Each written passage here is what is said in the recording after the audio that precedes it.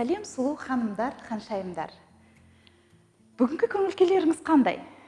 Мен бүгін сіздерге бақытты әйел көйлегін сыйға тартқым келіп тұр. Бақытты әйел көйлегі қандай? Оны қайдан табуға болады?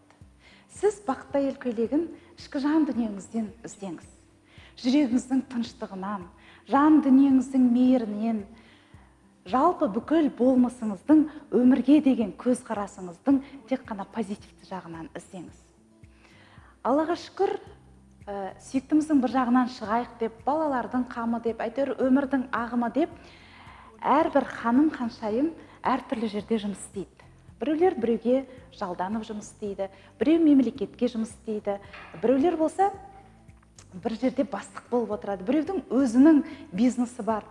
Осындай әртүрлі қалыпта жүрген әйелдер үйге келген кезде сол жұмыстағы, яғни сырттағы қалпымен үйге кіріп кететін болса, ол өзін бақытты сезіне алмайды. Шаңырақтың ұйытқысы, отбасының берекесі бақытты әйелге айналғыңыз келсе, жұмыстағы бастық көйлегіңізді шешіп сыртта қалдырып кетіңіз. Үйге кіргеннен бастап сүйіктіңіздің жанында бақытты әйел екеніңізді, оның қамқорлығына, оның сізді аяғылағанына мұқтаж екеніңізді білдіре білуіңіз керек. Сол бастық көйлегіңізбен үйге кіріп кетіп, қоқыс неге төгілмеген, үй неге жиналмаған деп, сол бастық кейпіңізбен отбасы мүшелеріне қарайтын болсаңыз, ол кісілердің сізге деген құрметін төмендетіп аласыз. Сізді түсінбейтін болады. Содан кейін отырасыз. Менің ата-енем мені бағаламайды, ата-енеме түкке де керек емеспін, мені келін қып қабылдай алмайды, немесе күйеуім мені бағаламайды, жағдайымды жасамайды, қолдамайды, қамқор болмайды, аяламайды деп. Ал балаларым тіпті керек емеспін, мені тыңдамайды. Әпкелерімнен кеңес сұрайын десем, бір қолдау күтейін десем, олар да маған деген ешқандай ойларын да бөлмейді, уақыттарын да бөлмейді, көңіл күйлерін де бөлмейді. Сіңілдеріме айтқаным бір құлағынан кіріп, бір құлағынан шығып кетеді. Ешқандай да менің айтқанымды тыңдамайды деп, өзіңіз жапанда жалғыз қалған сияқты жалғызсырау сезімінде жүресіз. Міне осындай қиындықтардың бәрі сіздің өміріңізде болмасын десеңіз, бақытты әйел көйлегін киіп жүріңіз. Бақытты әйел көйлегі деген ол адамның өзінің өмірдегі статусына қарай өзін ұстай білу өнері. Сіз ата-ененің жанына келгенде, ата-енемен араласқанда, қарым-қатынасқа түскенде, сөйлескенде, ол кісілердің алдында келін екеніңізді ұмытпаңыз.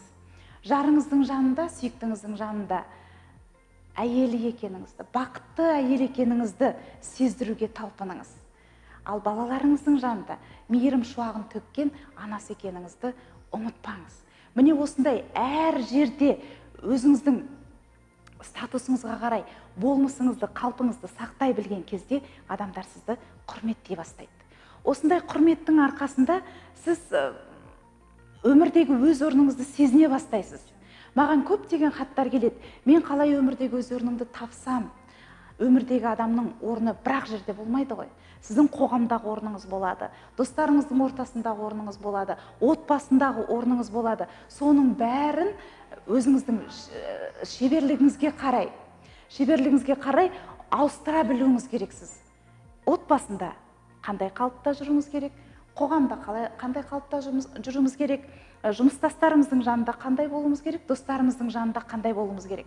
Ұзын сөздің қысқасы, қыздар, судың қасиетін бойыңызға сіңіріңіз. Су ол қандай ыдысқа құйсаң да сол форманы сақтап қалады ғой. Мысалы, дөңгелек ыдысқа құйсаңыз, су дөңгелек бола қалады. Сопақ ыдысқа құйсаңыз, сол сопақ ыдыстың формасын ала қалады. Төртбұрышты ыдысқа құйсаңыз, төртбұрышты бола қалады. Дәл солай, қай жерде отырғаныңызға, орныңызға, сол жердегі беделіңізге, статусыңызға байланысты сол ситуацияға қарай қалыпқа ене қалыңыз. Бұл сіздің бойыңыздағы көшбасшылық қасиет болады. Көшбасшылық қасиет ол тек қана адамдарға диктовать ету, адамдарға айтқанын орындату емес. Көшбасшылық қасиет артынан адамдарды ерте білу. Өзіңізге деген құрмет сезімін қалыптастырған кезде, енеңізде, атаңызда сізді келін ретінде қабылдап сыйлай бастайды. Сүйіктіңіз ата анасының сіз көңілін тауып отырғанын байқаған сәттен бастап сізге деген құрметі артады.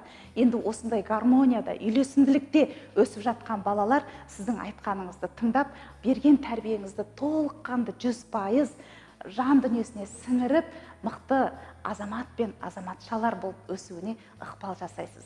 Бақытты ел көйлегін киіп жүр қыздар өздеріңіздің қолдарыңызда. Әр әйел өз өмірінің сценарийін өзі жазады. Сондықтан да бақытты болам десеңіз, тек қана алға.